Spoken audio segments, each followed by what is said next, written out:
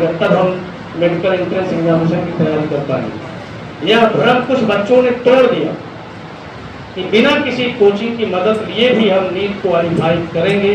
ऐसा बहुत से बच्चों ने साबित करके दिखाया। ऐसे लोगों की, बच्चों की हिम्मत बढ़ गई।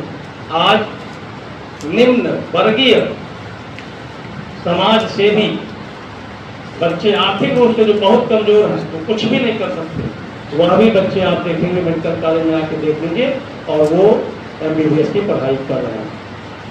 अब समझ में आया? तो उसका तरीका हम बता रहे हैं, बाकी आपकी मर्जी। तो ये आप ले लेंगे, उससे फायदा क्या है? फायदा ये हुआ कि हर चैप्टर वाइज, क्योंकि आपके पास उपलब्ध नहीं है, मैंने बहुत पहले बताया कि आप जब यहाँ पढ़ने आइए तो 2 अंशाल पेपर की जरूरत है। किसी किताब को मैं कभी रिकमेंड नहीं किया, आपको याद होगा, कभी मैंने नहीं कहा कि प्राइवेट राइटर किताब खरीदिए, ये खरीदिए, वो खरीदिए, कभी मैंने नहीं कहा। मैं केवल अंशाल पेपर की बात करता हूँ कि बोर्ड परीक्षा में अच्छा नंबर पाना है तो आप जिस भी बोर्ड से रिलेटेड हो, उस बोर्ड का अंशाल पेपर अपने पास रखिए और हरदम रखे रहिए। जब पढ़ने आए तो अपने पास पहले अंशाल पेपर निकाल के सामने रखिए, सबसे पहला बात।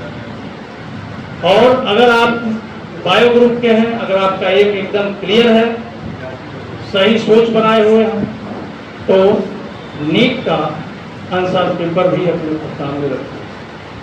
अगर गणित वर्ग के हैं तो जेईई का अंशाल पेपर अपने सामने रखिए। लेकिन एक चीज और भी ध्यान देना है कि अपने क्षमता को भी ध्यान में रखिए।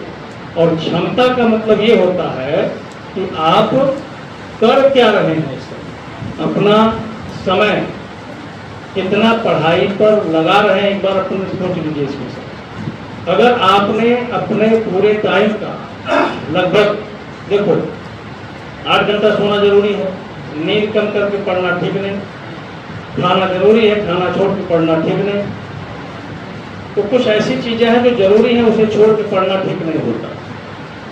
लेकिन बहुत सारे काम ऐसे होते हैं कि एक बार अपनी दिनचर्या को एक बार ध्यान से देख लीजिएगा पूरे 24 घंटे को, तो पता चलेगा कि 4 से 5 घंटा आपका एकदम बेकार है। उस 5 घंटे में आप कोई भी ऐसा काम नहीं करते जो आपके लिए जरूरी हो। उसी 5 घंटे को खत्म करना है, बाकी सब जारी रखना है, खूब सोना भी है, सब कुछ करना है, अपने माता पिता भाई बहन के साथ बैठना भी है, सब कुछ करिए, उनसे बातचीत करिए। लेकिन जो फालतू के काम है वो छोड़, तो आपकी पढ़ाई हो जाएगी, उतने ही से आप कंपटीशन निकाल लेंगे, इसमें कोई शक नहीं है। तो अब देखो, हमने ये पेपर 2023 का अपने हाथ में लिया है और कैपेसिटर का कॉम्बिनेशन पर आधारित सवाल हम लोग कर रहे हैं, और एक सवाल इसमें आया हुआ है। अब ये देखना है कि ये सवाल कितने लोग कर पाते हैं। इससे फायदा क्या होगा? इससे फायदा ये होगा कि आपका कॉन्फिडेंस लेवल ऊंचा होगा कि कैपेसिटर का जो सवाल हमने पढ़ा तुरंत ही हम नीट का सवाल कर दिए, तो कॉन्फिडेंस जब ऊंचा होगा, पॉजिटिव थिंकिंग आपकी मजबूत होगी, तो फिर आप पढ़ाई के साथ जुड़ते चले जाएंगे, अच्छे कामों की तरफ जुड़ते चले जाएंगे। तो ये एकदम रियल पढ़ाई पे आएगी, कोई दिखावा नहीं होना चाहिए कि हम कोचिंग पढ़ते हैं, ये करते हैं, इसका कोई मतलब नहीं। कोचिंग पढ़ते हैं तब कहने लायक जब आप होंगे कि जब कुछ सफलता आपको मिल जाए। वैसे आप कहेंगे कोचिंग पढ़ रहा है, पता चला फेल हो गए, तो फिर और लोग क्या कहेंगे कि भाई बिना पढ़े फेल होते तो अच्छा था। पैसा भी खर्च कर लिए, तमाम दुनिया भर का टाइम भी खर्च किए और फेल भी हो गए। तो थोड़ा इस पर विचार करिए। ये सवाल है आपका, नोट कर लीजिए। निम्नलिखित परिपथ में प्रदर्शित निकाय की तुल्यधारिता है।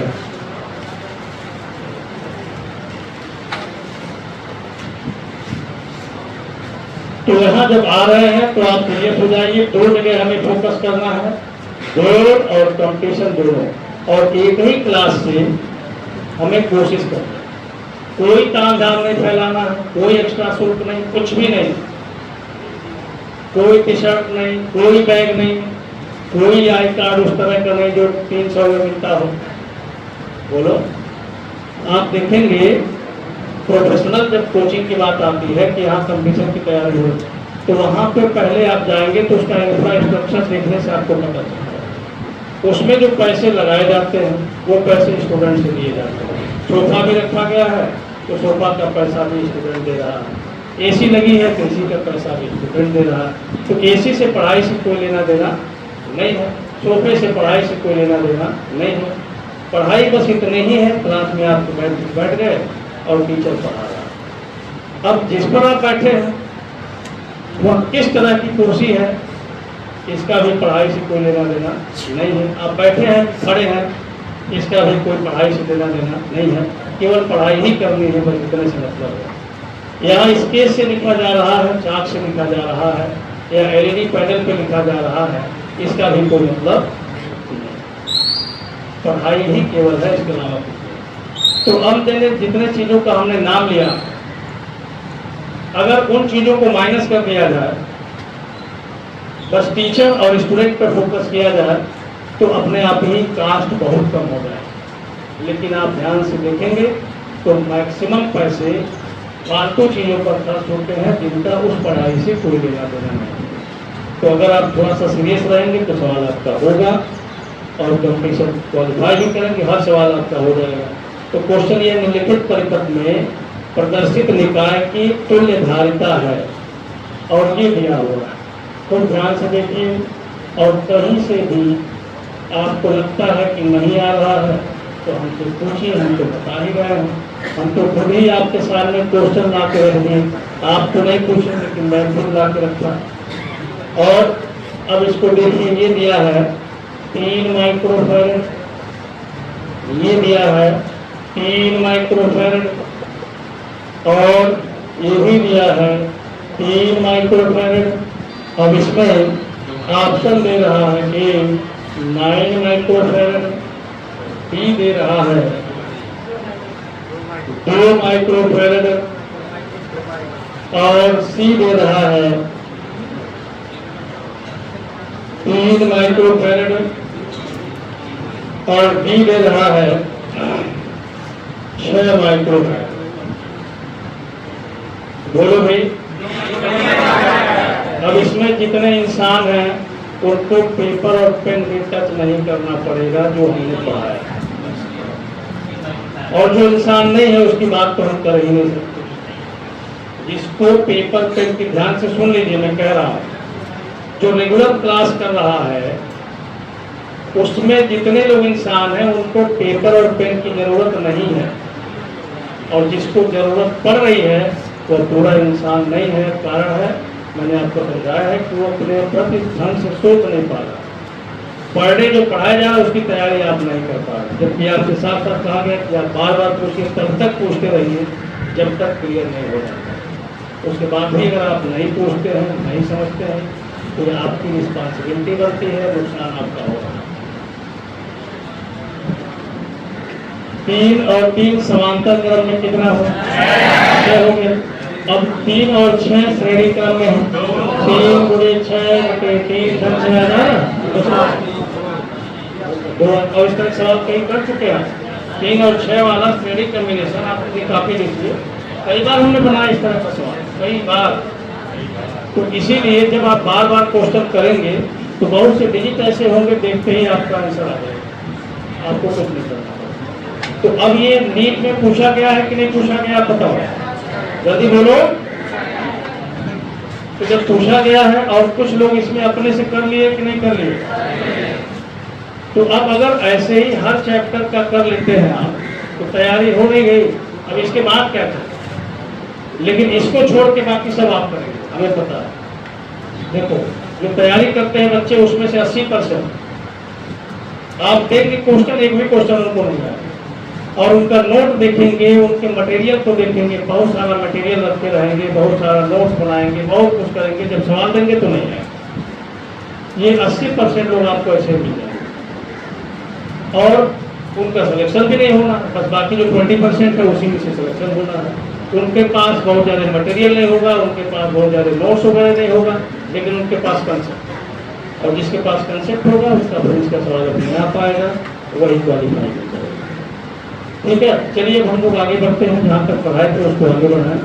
अब उनको दिखाइए कौन सा सवाल लगाए थे, वहाँ से आगे बढ़ें। कल हम लोग व्हीटस्टोन सेतु की बात कर रहे हैं, तो व्हीटस्टोन सेतु वाले सवाल आप समझ गए कि नहीं समझ गए? सबको आया? बोलो। व्हीटस्टोन ब्रिज के जो सवाल हैं वह क्लियर हो गया सबको? कोई डाउट नहीं है? जैसे आपको बताया गया था एक सवाल और कर लीजिए, हमने बताया था, चलिए एक और कर लीजिए। तो थोड़ा सा हम बदलते हैं। चलिए, आपका क्वेश्चन वही है, ए और बी के बीच में तुल्य धारिता ज्ञात।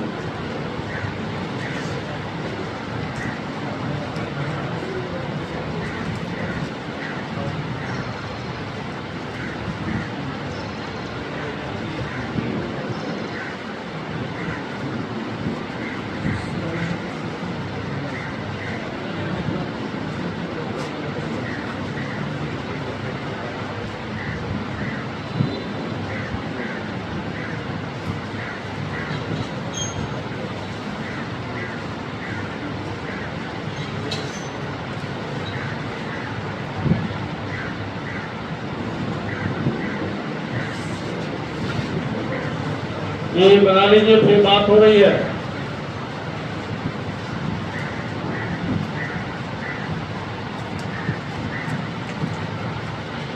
आपको बता दिया गया है दूसरों का नुकसान आप न करें, अपना बात करना है, धीरे निकल लीजिए, अपना बात कर लीजिए। जितनी यहाँ बैठ के बात करेंगे तो जो अगल बगल के बच्चे हैं उनका बेहतर है, इससे बचने की कोशिश करें। तो इसमें देखिए,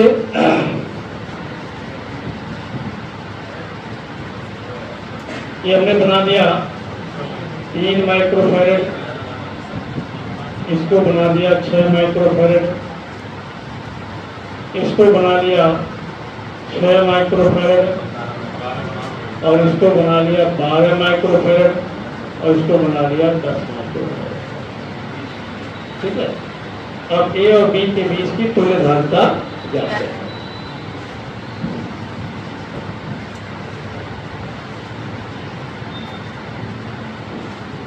बोलो।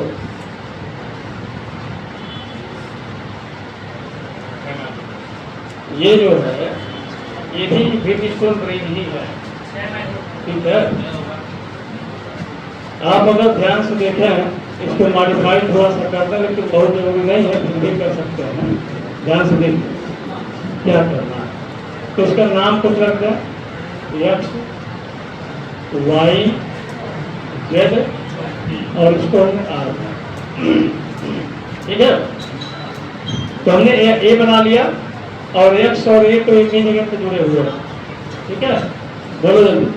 यहाँ हमने वाई बना लिया, यहाँ पे आर बना लिया, और यहाँ पर जेड बना लिया, और जेड जुड़ा है कहाँ से?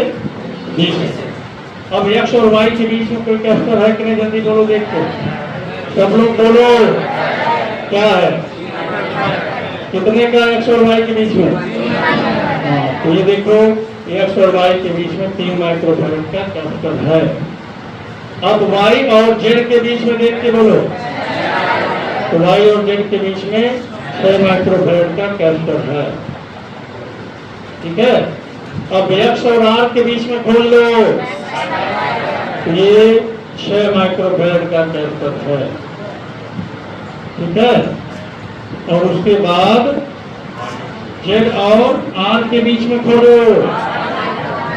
ये हो गया 12 माइक्रोफैरड का कैपेसिटर। अब आर और वाई के बीच में 10 माइक्रोफैरड का। तो आपका एकदम सीधे सीधे स्टोन से मिल गया कि नहीं मिल गया? अब क्या करना था? अब आपको चेक करना था कि ये संतुलित है कि नहीं है। तो आप क्या करेंगे? C1/C2 का मतलब हुआ 3/6, 1/2। फिर C3/C4 का मतलब क्या हुआ?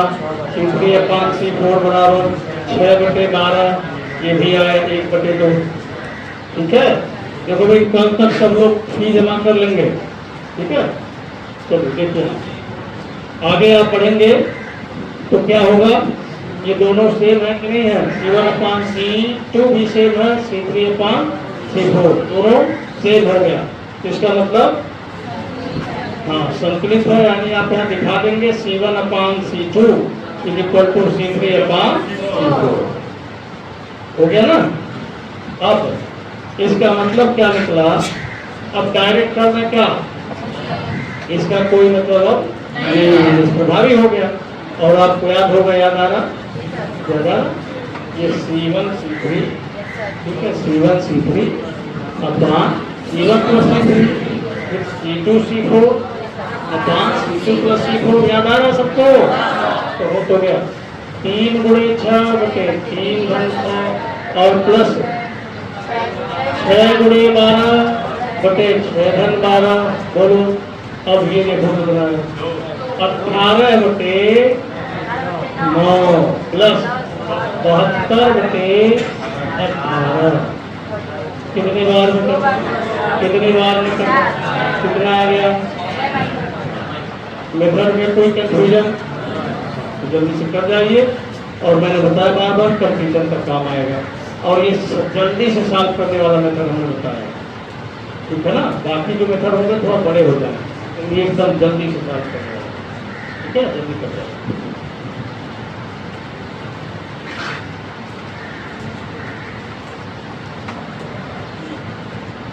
अब अंसाल पेपर में से कैपेसिटर के कॉम्बिनेशन पे जितने सवाल हैं उनको कॉपी पे नोट कर जाना है, ठीक है। 18 से लेकर 2023 तक सारे सवाल नोट करना है, उसके बाद सॉल्व करना है। 99% क्वेश्चन का आपको मेथड या फिर वो सीधे क्वेश्चन ही वो सॉल्व हो चुके हैं, यानी उसका मेथड आप सीख चुके हैं। उसको करके देख लीजिए, अगर सब कर गए तो ठीक है, और नहीं कर पाए तो जिसका जो सवाल नहीं आएगा वो अपना अपना पूछे।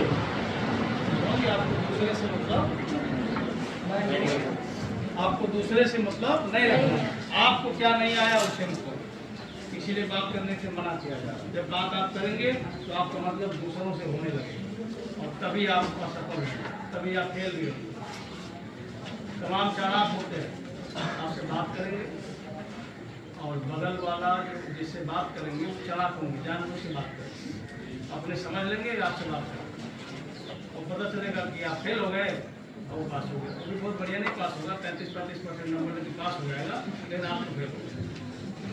तो इसका ध्यान रखिए, ठीक है। तो बहुत से लोग ऐसे भी होते हैं जो जानबूझ के आपको डिस्ट्रैक्ट करें, जब देखेंगे कि आप बहुत बढ़िया पढ़ रहे हैं तो आपसे दोस्ती कर रहे हैं, क्योंकि अब और क्वेश्चन की बात हम लोग कर रहे हैं, ठीक है। तो अब आगे हम लोग बढ़े, तो अब ऐसे सवाल मतलब अब जो क्वेश्चन हो रहा है, पहले क्या था कि क्रम से आप देखेंगे धीरे धीरे करके छोटे छोटे पार्ट क्वेश्चन के बताए गए और उसको जोड़ते हम चले गए। यानी जो क्वेश्चन आप किए थे, 2 क्वेश्चन किए, दोनों को एक साथ जोड़ दिया। ऐसे करके आपको ये क्लियर होता गया कि हमें किस तरह से क्वेश्चन को सॉल्व करना है। अब जो जो क्वेश्चन हो रहे हैं सबका अपना एक अलग सिस्टम, अलग उनका कंसेप्ट है। अब कुछ तरह के सवालों की हम लोग बात करें, जैसे देखिए किस तरह का सवाल एक हमने बताया था, अब उस पर आधारित कुछ और सवाल देखिए, जैसे इस तरह का सवाल ऐसे हम जोड़ते चले जाए, ठीक है, इस तरह से ऐसे जोड़ते जाए।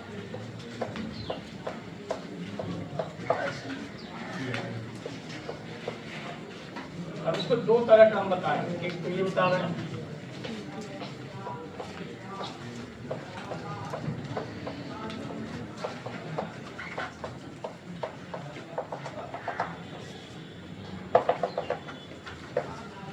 कुछ समझ में यार, बोलो, मतलब ऐसे ही अनंत तक जुड़ा हुआ, और ये है ए और ये है B। अब हमने सब क्या है, सब सी,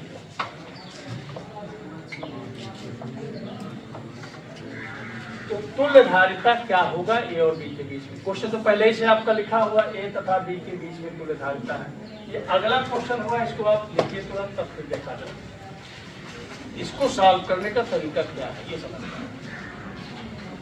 और इसमें भी जो पैटर्न मिलेगा, जो आंसर आएगा, उसका यूज फार्मूले के रूप में आगे हम लोग कर सकेंगे, ठीक है ना। जैसे सी दिया है ना, और कहीं पर ऐसा सवाल आ जाए जिसमें 3 माइक्रोफैराड दे दिया जाए, तब क्या करेंगे? जो फार्मूला यहाँ पे आएगा उसमें सी के जगह पे क्या रखेंगे? 3 रखेंगे।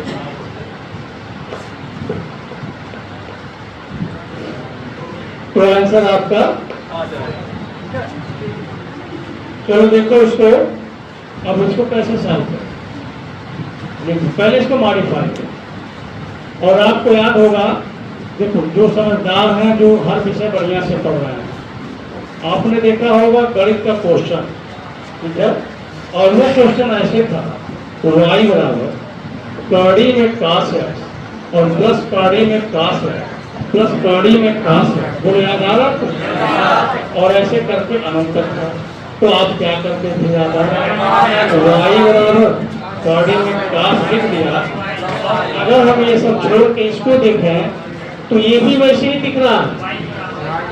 अब अनंत में से एक आध निकल भी गया तो कोई फर्क नहीं पड़ता। तो इसका मतलब ये पूरा का पूरा किसके बराबर है? तो समझ में आ रहा? ये तो हो गई प्योर मैथमेटिक्स के बाद इंटरमीडिएट।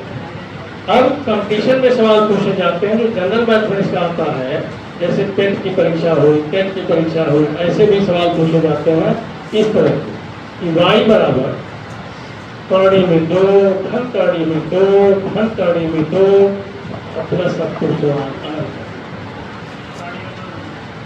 ये हो गया। तो इसको कैसे सॉल्व करें? तो y बराबर क्या हो जाएगा? कुछ समझे कि नहीं समझे? अब क्या करेंगे? वर्क करेंगे, सॉल्व कर लेंगे, y का मान निकल जाएगा। समझे ना?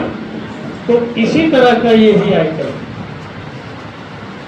अगर हम यहां तक ले लेते हैं, ठीक है, और बाकी को अगर हम इसके इधर देखें ध्यान से, इसके इधर ध्यान से देखें, इसको हटाने के बाद तो जैसे यहां से दिख रहा था वैसे यहां से भी दिख रहा है।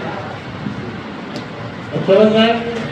अब हम ये मान लेते हैं कि इसके बीच का जो तुल्य धारिता है वो सी डैश है ना? तो अगर इस पूरे के लिए धारिता सी डैश है तो जब हम यहाँ से देख रहे हैं तो यहाँ वाला भी वैसे ही दिखाई पड़ रहा है, तो उसकी भी धारिता क्या होगी? सी डैश ही होगी। समझे कि नहीं समझे? और ये सी है और ये सी है। अब समझ में आया? और ये क्या है? बी है। अब इसे हम लोग ठीक है, सॉल्व करेंगे तो देखो फिर क्या होगा। फिर से मॉडिफाई सर्किट बनाएंगे। आप इसके विषय में क्या सोच रहे हैं? बोलो। हाँ, तो जब समांतर है तब क्या होगा? दोनों मिलके बन जाएंगे क्या? सी धन सी धन, ये बनेगा। और बाकी का सीधे सीधे आपके सामने आ गया। ये सी है और ये ए है और ये बी है। ठीक है, अब कितने कैरेक्टर दिख रहे हैं? किस क्रम में है? अब ए और बी के बीच की तुल्य धारिता कितनी है? तो मान चुके भाई कितनी है? सी डैश है। तो अब सीधे सीधे क्या लिखेंगे? सी डैश बराबर क्या लिखेंगे? सी डैश बराबर। तो अब ऐसा करके 1/c डैश लिख देते हैं। तब क्या होगा? 1/c plus 1/c plus C dash. अब इसको सॉल्व कर। 1/c dash is equal to LCM हुआ c into C plus C dash. हो गया ना? इसका गुणा यहाँ पर c प्लस सी डैश, इसका गुणा यहाँ पर, फिर क्या हुआ? 1/c डैश, ये हुआ 2c plus C dash upon c square plus C dash. क्या होता है? क्रॉस मल्टीप्लिकेशन होगा तो इसका गुणा इसमें हुआ 2cc dash plus C dash square is equal to C square and plus C dash. अब हमें निकालना क्या है? सी तो दिया है ना भाई, सी तो दिया है, हमें निकालना क्या है? तो सी डैश का द्विघात समीकरण बना लिया जाए। आइए, तो C dash square and plus ये सी सी डैश इधर आएगा, तो इस 2 में से घट जाएगा, तो केवल सी सी डैश बच जाएगा, और ये जब इधर आएगा तो माइनस सी स्क्वायर हो जाएगा इज इक्वल टू 0। तो किसका द्विघात समीकरण बना लिया हमने? किसका? ये सी डैश स्क्वायर, तो सी डैश का द्विघात समीकरण बना दिया। क्यों बनाया? क्योंकि सी डैश ही निकालना है, सी को दिया हुआ है। अब आपको ax square plus bx plus c बराबर 0, ये क्या है? तो ये है द्विघात समीकरण। अब इसमें एक फार्मूला है जिसका नाम है श्रीधराचार्य फार्मूला। x बराबर क्या होता है? माइनस बी स्क्वायर, याद आ रहा है? अपान 2। तो अब एक चीज देख लो, पूरा फिजिक्स में मतलब कुछ पूरा तो नहीं कह सकते, लेकिन कुछ हद तक कमांड करने के लिए, यानी जो कंपटीशन है उनके सवाल कर जाए, बोर्ड के सवाल कर जाए, तो आपको पता है कि सब कुछ जानना जरूरी है। अब अगर कहीं द्विघात समीकरण सॉल्व करने नहीं आए तो ये सवाल हम जितना भी समझाएंगे लेकिन आप कर नहीं पाएंगे। लेकिन कंपटीशन में काम इसलिए चल जाता है कि अभी यहाँ से फार्मूला मिलेगा, और जो फार्मूला मिलेगा वो अगर आप ध्यान में रखे हुए हैं और कोई क्वेश्चन बना जिसमें सी के जगह पर 2 लिख दिया, तो आपका जो फार्मूला मिलेगा उसमें सी के जगह पे क्या रख देंगे? 2 रख देंगे, आपका काम हो जाएगा। आइए देखते हैं। तो यहाँ लिखेंगे सी डैश बराबर, अब एक्स की जगह पे ही सी डैश है, माइनस बी का काम कौन कर रहा है? तो क्या होगा? Minus C and plus minus गाड़ी में बी स्क्वायर यानी सी स्क्वायर माइनस 4ac, तो 4 हो गया, ठीक है। ए का मान है 1 है और सी का मान तो यही, तो ये माइनस माइनस प्लस हो गया, और यहाँ लिखेंगे अपान क्यों? तो 2 गुणे 1, समझ गया पूरी बात को? एक बार और समझ लीजिए, हमें हम ट्रायलिंग करके पहले लिख रहे हैं, ए की जगह पे बी की जगह पे सी है और सी के जगह पर जो कैपिटल सी स्क्वायर वो भी माइनस के साथ। अब इसमें मान रखना था, ये हो गया आपका बी स्क्वायर और ये कैपिटल है, तो माइनस आपने लिखना, ठीक है। बी प्लस माइनस गाड़ी में बी स्क्वायर, तो फिर लिखा सी स्क्वायर एंड माइनस 4ac, देखो 4 हो गया, ऐसे 4 लिख दिया, चलो 4 लिख दिया, a लिख दिया 1 और c के जगह पे माइनस स्क्वायर, तो माइनस और माइनस प्लस हो गया, आया कितना? Minus C and plus minus क्या है? गाड़ी में 5 और यहाँ लगा दिया बाहर सी और नीचे आ गया 2, हो गया ना। अब एक बात हमेशा याद रखना है कि धारिता कभी ऋणात्मक नहीं होती। अब इसमें से कोई वैल्यू अगर ऋण आ रहा है तो उसे हम पिकअप नहीं कर सकते। तो अगर हम कड़ी में 5, ध्यान देना, कड़ी में 5 और ये तो माइनस ऑलरेडी है कि नहीं है, तो अगर माइनस और माइनस दोनों ले लें तो क्या आएगा?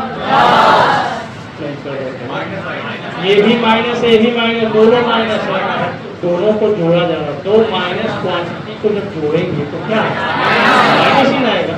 तो इसे तो हम लोग ले नहीं सकते क्योंकि धारिता माइनस नहीं हो सकती। अब हम ये प्लस आप ले ही नहीं सकते, अब हम इसको प्लस लेना है और इसको माइनस, तो अब हो सकता है कि नहीं हो सकता, ये डिजिट पर डिपेंड करता है। अब ये कड़ी में 5 माइनस 1 बनेगा, तो कड़ी में 5 का मान अगर 1 से बड़ा हो जाएगा तो हमारा काम हो गया, और 1 से छोटा हुआ तो नहीं। तो कड़ी में 5 का मान 1 से बड़ा है कि नहीं है, तो काम हो गया, यानी हमारा आंसर केवल यही होगा। हम कहाँ लिखते हैं? यहाँ लिखते हैं, देखिए आंसर ये होगा सी डैश बराबर, ठीक है। पहले तो हम यहाँ से सी कॉमन भी ले लेते हैं, पहले लिख देते, कड़ी में 5c और माइनस सी अपान, यानी कुल मिला के कड़ी में 5 - 1 अपान 2 इंटू सी, ठीक है। ये मान है सी डैश का और यह काम करेगा सूत्र का। जैसे मान लो हर जगह 2 2 2 2 है, तब आंसर क्या होगा? जल्दी बोलो, जल्दी बोलो। थर्डी में 5 माइनस 1 इंटू 2 और 2 से 2 कट गया, थर्डी में। अब समझ में आया कि नहीं आया? तो इस तरह से ये काम आता है कंफ्यूजन। ठीक है, तो इसको भी कर लीजिए और कहीं कंफ्यूजन हो तो कोई किसी प्रकार का कोई कंफ्यूजन किसी भी स्टेप में उसको स्पष्ट करें, क्योंकि कॉम्बिनेशन पे ज्यादा समय देना जरूरी है कि नहीं है? आप बताओ खुद। बोर्ड में भी सवाल दिख रहा है, कंपटीशन में भी आपके सामने ही दिख रहा है, और भी बहुत पुराना भी बात नहीं किया जा रहा, 2023 की नेट की परीक्षा में ही सवाल आपसे मिलेगा। जल्दी से कर लीजिए, फिर बताइए।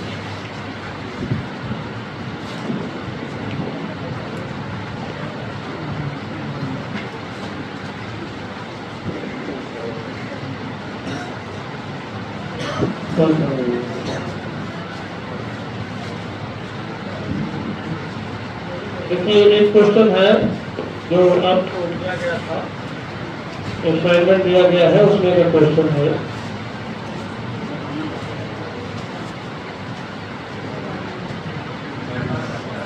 अब देखो एक सवाल और हम यहाँ बनाए और देखा जाए कौन सा छात्र उसे कर देता है, फिर हम बताएंगे। आप लोग बताते रहे तो लोग बता रहे होंगे।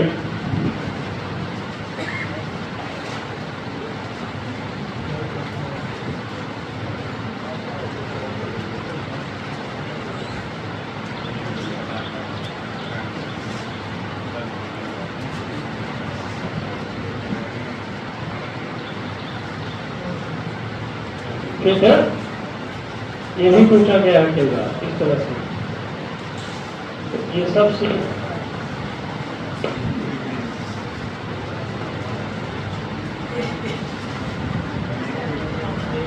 है ना, ये सब क्या है? सब सी है, ठीक है ना। तो इसको देखो कौन कर लेता है। अब इसमें जो सवाल था असाइनमेंट वाला, उसको देखो, क्योंकि इसी पैटर्न का सवाल है जो अभी हमने बताया है। तो उसमें क्या करेंगे? उसके इधर वाला सेम वैसे दिख रहा है, नहीं दिख रहा? तो यहाँ पर एक सी डैश जोड़ देंगे, ये सी डैश हो गया, बाकी अपना करिए, ट्राई करिए, सेम वैसे सवाल है।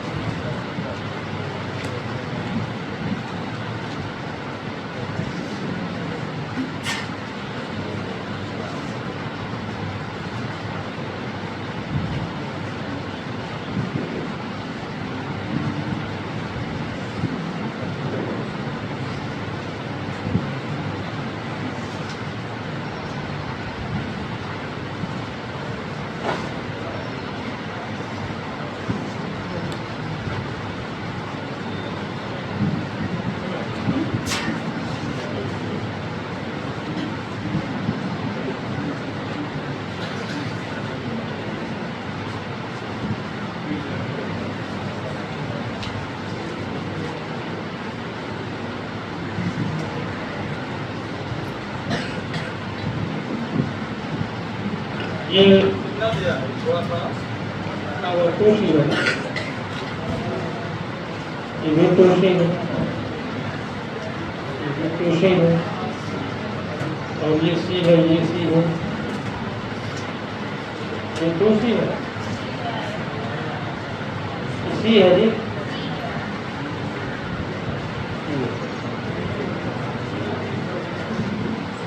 ये जो बना हुआ है सी ही है, और जो ए के पास है वो टू सी है, ये वाला टू उसमें छिपा हुआ। यही सवाल है। देखो भाई दिख गया सबको? ये क्वेश्चन नंबर आपका है 31 है, असाइनमेंट में 31 नंबर क्वेश्चन है ये, ठीक। तो ये जिसके पास ना हो वो ले ले अपना सवाल, इसमें में कर जाइए। 24 क्वेश्चन इसमें दिया हुआ है। तो अब जब ध्यान दो यहाँ पे, ये दोनों मिलकर किस क्रम में? C1 हो गया। अब इसको हम मॉडिफाई करना शुरू कर रहे हैं। देखिए,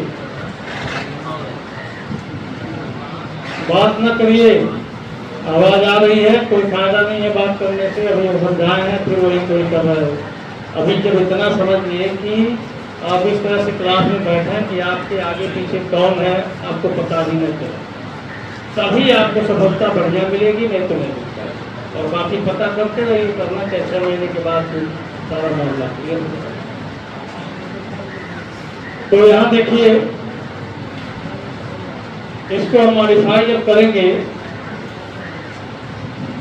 तो इन दोनों के जगह पे C1 बनाए। एक दो लोग क्वेश्चन सॉल्व कर रहे हैं लेकिन बोल रहा है, बीच में बोलना बंद करो।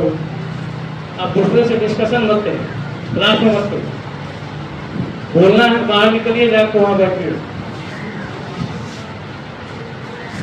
C और C, ये C1 हो गया आपका यहाँ, और C1 की वैल्यू सीधे सीधे आ जाएगी 2C, क्योंकि ये समांतर में है। तो C1 इज इक्वल टू आपका ऐसे आएगा C plus C is equal to. अब इसके बाद देखो, अब ये वाला रह गया, ये जो पहला वाला तो ये आपका सॉल्व हो गया ना। अब कौन बचा है? ये वाला बचा हुआ है जो फाइनल यहाँ, और ये भी 2C है, और ये भी 2C है, और इसके बाद एक यहाँ पर है, ये भी 2C है, और फिर क्या है, ए ऊपर था शायद, बी नीचे है ना, ये यहाँ पे है और बी है, ठीक है, और ये C है। अब इन दोनों को जरा ध्यान से देखो, कौन सा क्रम है? अब इसको C2 मान लीजिए, दोनों मिला के फिर मॉडिफाई करते हैं। तो अब ये 2C, इसके बाद अब ये दोनों मिला के C2 हो गया, और ये बचा है C1।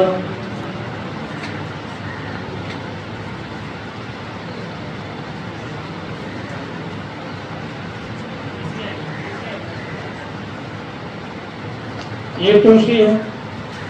अब C2 का मान निकालना, तो C2 के लिए देखेंगे 2C और 2C जो है श्रेणी क्रम में जुड़े हुए हैं। तो अब क्या करेंगे, वैसे जबानी ही आप कर सकते हैं, मैंने बताया था 2C/2 हो जाएगा, आंसर C आएगा। और दूसरा तरीका बताया था XY अपान X प्लस Y, तो 2C गुणे 2C अपान 2C प्लस 2, ये आएगा C। सॉल्व करके देखिए, ठीक है ना। अब इसके बाद ये दोनों किस क्रम में हो गए? ये दोनों हो गए समांतर क्रम, ठीक है भाई। एक दो लोग अभी बात करने में लगे हैं, और कई बार हो चुका, हम भी कहते हैं, थोड़ा सा ध्यान दीजिए, तो मामला बिगड़ रहा है। जब आपको बार बार कहा जा रहा है, आप तो डिस्टर्ब करिए लोगों को, तो देखो कौन बात कर रहा है, खड़े होकर देखो, उसको तुरंत अपने से हमसे नहीं पूछना है, उसको तुरंत हाथ पकड़ो, खींच के बाहर ले जाओ, निकाल दो, तुरंत निकाल दो, उसको पूछना कुछ नहीं, बस देखो कौन बात कर रहा है। अब डिस्टर्बेंस पैदा हो रहा है, बगल का बच्चा नहीं समझ पाएगा, अगल बगल जितने लोग सुन रहे हैं वो नहीं समझ पाएंगे, तो आपको नहीं समझना तो आप निकल लीजिए यहाँ से।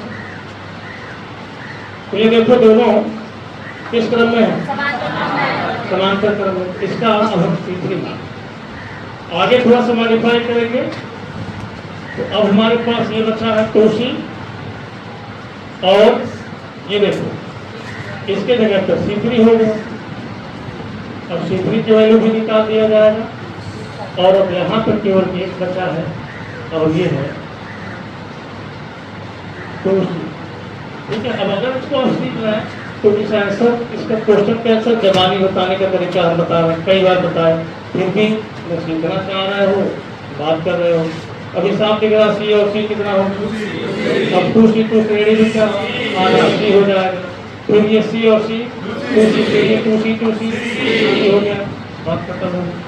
अब केवल ये बचा है, ये तो अब यहाँ देखिए, अब C3 की वैल्यू जब निकालेंगे तो आप देखिए C3 की वैल्यू यहाँ से निकल जाएगी सीधे सीधे, C प्लस C आएगा कि नहीं आएगा, 2C आएगा, C3 निकल 2C आएगा। अब ये दोनों किस क्रम में? हाँ, तो ये आपने C4 बना लिया। बस एक लाइन आउट कर दिया जाए तो यहाँ पे एक कैरेक्टर हो गया, यहाँ A है और इसको हमें ये B ले लेना है और दोनों को मिलाकर एक कैरेक्टर है, इसका नाम हमने C4 और C4 का मान निकालने के लिए फिर से वही 2C गुणे 2C upon 2C plus 2C। तो आपको पता है कि जब ऐसे करेंगे बहुत हल्के ढंग से इसलिए कर रहे हैं, ये सारी चीज़ें आपको पता है, तो C आ जाएगा। अब ये C4 आपका C है। अब क्या बचा और किस क्रम में बचा? तो फाइनली CAB, क्योंकि C दिया है इसलिए A और B के बीच पूरे धारिता को CAB लिख दिया जाए और ये आपका C प्लस 2 C धन 2C बराबर कितना आ गया? तो फाइनल आंसर कितना हो गया?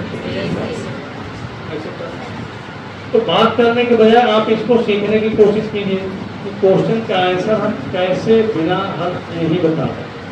तो आपको 80% क्वेश्चन मिल जाएंगे जिसमें आप उसे देख के आंसर बता सकते हैं, लेकिन थोड़ी प्रैक्टिस करना पड़ेगा, ऐसे नहीं।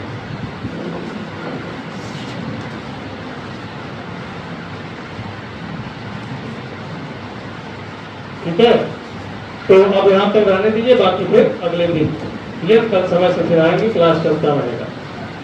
और इसमें क्या 2 तरह के क्वेश्चन और रह गए हैं जो असाइनमेंट में दिए गए हैं, कल उसको हम बता देंगे। फिर और भी क्वेश्चन है जिसमें आवेश ज्ञात करने की बात आएगी, वैद्युत स्थिति ऊर्जा ज्ञात करने की बात आएगी, उस तरह के भी सवाल करा देंगे। ठीक है, सब हम लोग आगे बढ़ेंगे।